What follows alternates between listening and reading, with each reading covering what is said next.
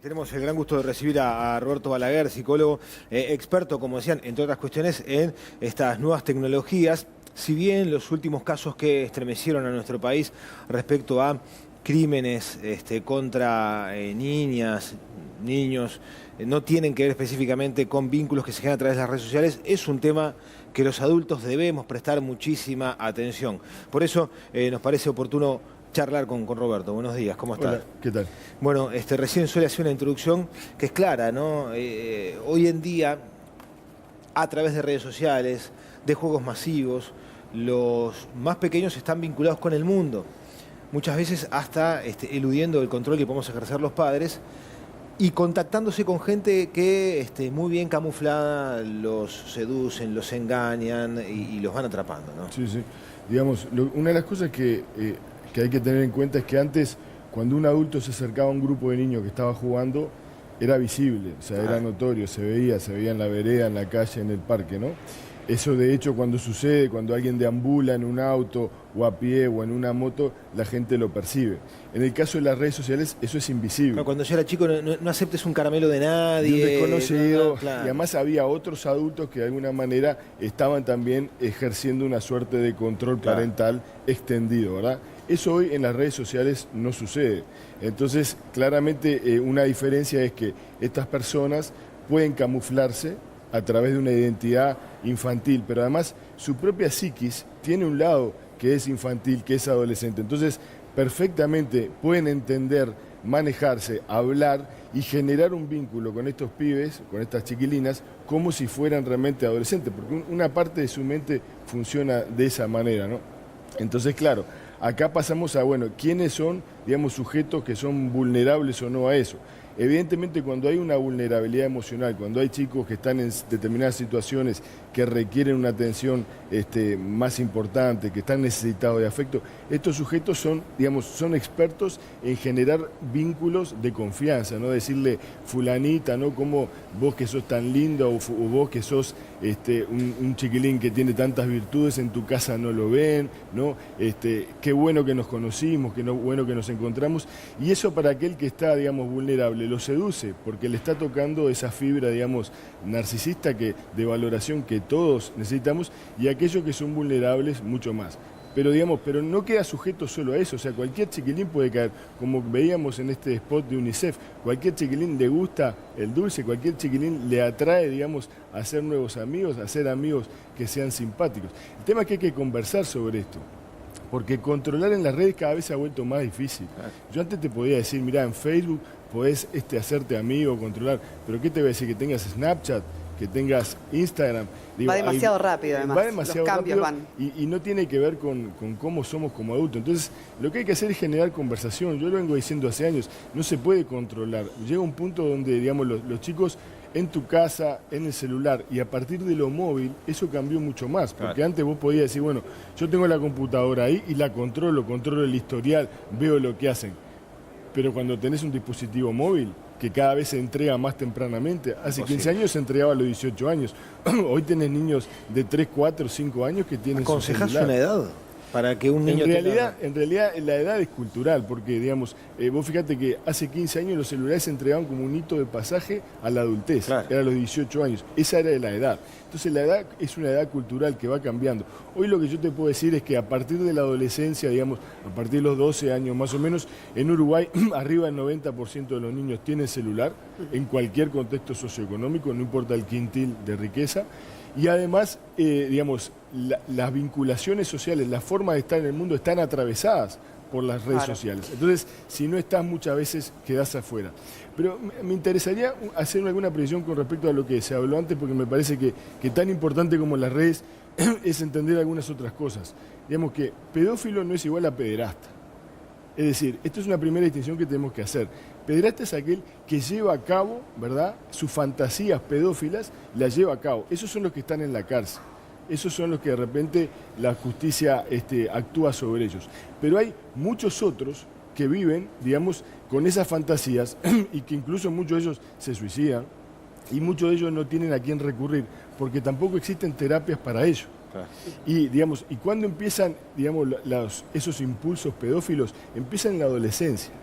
Hay países que más que centrarse, digamos, en el final de la película, es decir, cuando alguien ya cometió... ¿En qué sentido decís lo de la adolescencia? Disculpa que te interrumpa, porque Sí. estamos hablando ahí de un joven, ¿verdad? Estamos hablando de un joven que a los 13 años, 13, 14, 15, 16 años, se da cuenta que no le gustan las nenas de De su 14 edad. años, Claro. que le gustan las nenas de 8 años. Mirá vos. Y quedan en esa edad, hay como una edad que quedan fijas, y aunque él vaya creciendo, le van a seguir gustando esos niños, niñas, entre 8, 9, puede ser 11, puede ser Claro. 13. Cuando dábamos la estadística hablábamos de pedofilia, ¿no? De que un 3 a un 5% de los hombres en el mundo serían pedófilos, según encuestas internacionales, Claro.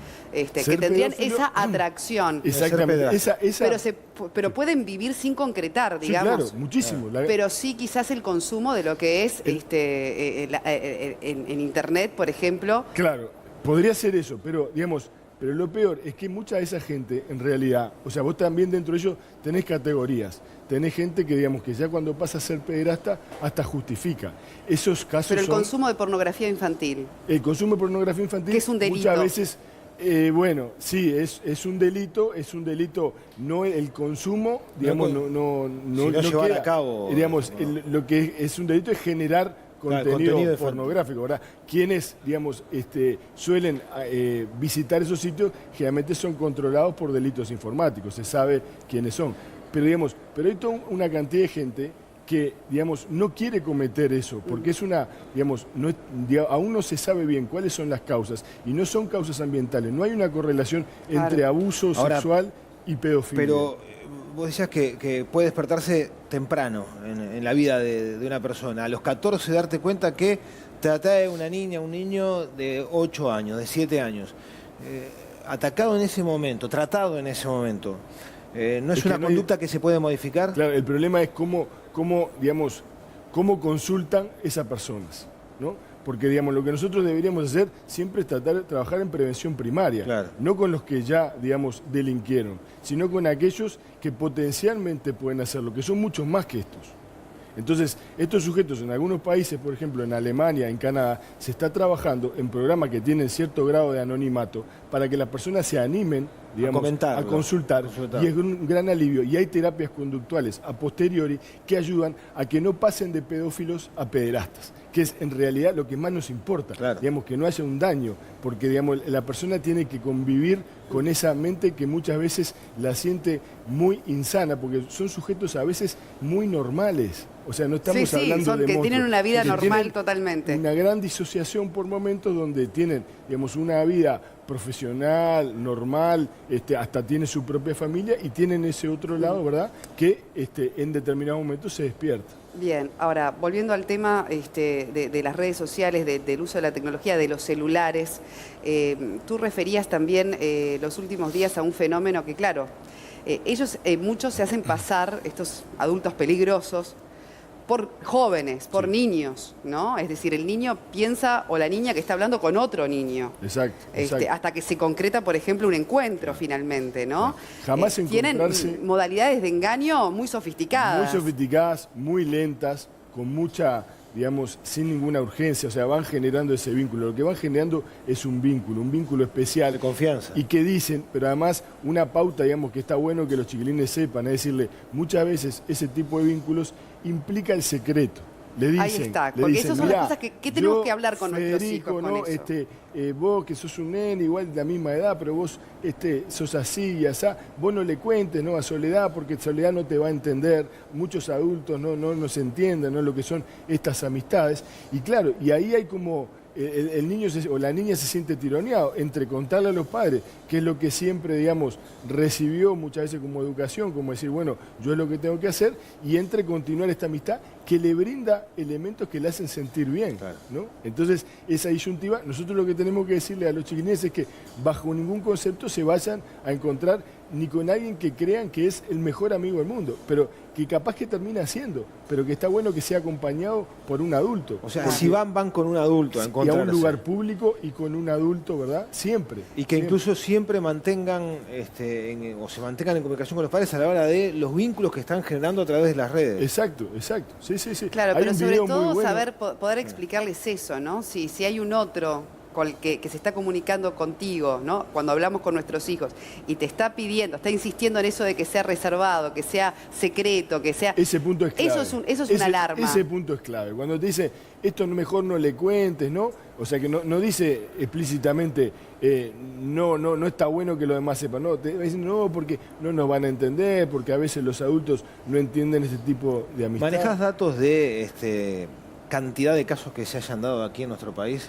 No, de este tipo de engaños, de situaciones. Hay muchas denuncias, si mal no recuerdo el año pasado hubo más de 600 denuncias de eso, pero por cada denuncia yo sé que hay muchas otras que ni siquiera llegan, que quedan por eso, que el niño a veces le dice, mirá, hay un fulano que me está acosando, que me está diciendo esto, fíjate, y los padres a veces intervienen en el propio chat, ¿no? Y le dicen, dejate de embromar, no sé cuánto, y ahí se termina y nunca llega a la justicia. Claro. O sea que uno podría decir que, digamos, es la punta del iceberg eso que aparece. Roberto, entonces para ir redondeando un tema que da para mucho más, pero por lo menos para esta primera instancia, lo importante acá no es prohibir, porque a veces los padres en la desesperación decimos, bueno, le saco el celular, le prohíbo las redes, le controlo todo, algo que es insostenible además en el tiempo. Lo importante es la conversación, el hablar estos temas. El vínculo de confianza padres e hijos, que digo, tarde o temprano los hijos van a empezar a tener que tomar decisiones. Entonces vos tenés que proveerlos de herramientas para que sean buenos tomadores de decisiones, que sepan que si alguien viene, bueno, qué tienen que hacer, con quién tiene que irse. Armar, digamos, suerte de protocolos familiares. Bueno, en el caso que yo no vaya, ¿no? Si alguien te va a buscar, manejar como hay por ahí circula en estos días de la un videíto de la contraseña, ¿no? contraseña. A ver, es buenísimo. Que dice que cada niño debe tener una contraseña con sus padres, cosa que si viene un adulto y le dice, ay, mira, tu madre me pidió que te viniera a buscar porque tuvo un problema, pedirle una cosa, ¿eso está bueno? Y claro, son tips para protegernos, ¿verdad?, de estas situaciones. Soledad, Cristian, yo, muchos de los que se están viendo tenemos hijos pequeños y han ocurrido cosas serias, gravísimas, que han conmovido a la sociedad. Hablarlo con ellos claramente, contando lo que pasó, es oportuno, saludable, porque además a través de redes se maneja también información y hasta expresiones de odio, en fin, este tipo de cosas. Tema lo tenemos que hablar en casa. Lo que pasó, los casos que pasaron, hay que contarlos y hay que hablarlo en casa. Tenemos que hablar porque lamentablemente, digamos, es parte de las enseñanzas que tenemos que dar en este mundo, ¿no? Entonces, la gran mayoría de las personas son buenas, ¿no? Claro. Pero el problema es que hay algunas pocas que no son buenas, pero que si justo tenés la mala suerte de encontrarte con ellas, el daño muchas veces es irreversible, ¿no? Entonces, sí, lo más difícil, si querés, es cómo criar niños que sean confiados, que tengan seguridad y no generar, digamos, una sobreparanoia que haga que los niños terminen, ¿verdad?, claro, desconfiando de todo el mundo. Ese es un punto, digamos, que no es sencillo, ¿verdad?, pero que claramente muchas de las cosas, si uno las conversa con ellos, si le da algunos tips para manejarse, bueno, vamos a minimizar por lo menos los riesgos. Quizás no los evitemos del todo, pero vamos a minimizarlos. Claro, pero vos hablabas especialmente de aquellos jóvenes vulnerables emocionalmente, que son las principales víctimas muchas veces de esto, de los juegos, aquellos que se habló en su momento, Ballena Azul. Así que, claro, a veces entra en contradicción, no son los que menos, justamente, diálogo quizás o apoyo o contención tienen en casa. Y bueno, lo cierto es que corren más riesgo. Un rol fundamental los padres, y no tanto de contralor, sino de generar vínculos de confianza. Roberto, muchas gracias por tu visita aquí en Uruguay, como siempre, hablando con mucha claridad y aportando elementos muy valiosos para evitar cuestiones realmente desagradables.